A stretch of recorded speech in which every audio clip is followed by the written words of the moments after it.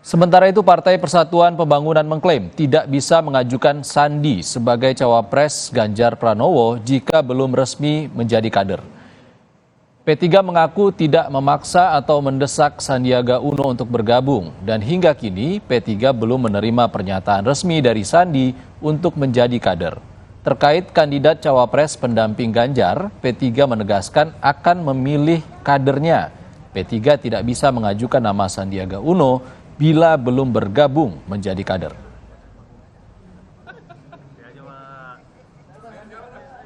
Karena P3 hari ini mengkomunikasikan dengan PDIP hasil Rapimnas, yang mana hasil Rapimnasnya menyebutkan bahwa cawapresnya diupayakan dari kader P3. Nah, sebelum menjadi kader P3, bagaimana caranya kita memprioritaskan Pak Sandi sebagai calon wakil presiden? Kan tidak bisa, harus jadi kader P3 dulu baru kita perjuangkan ke PDIP.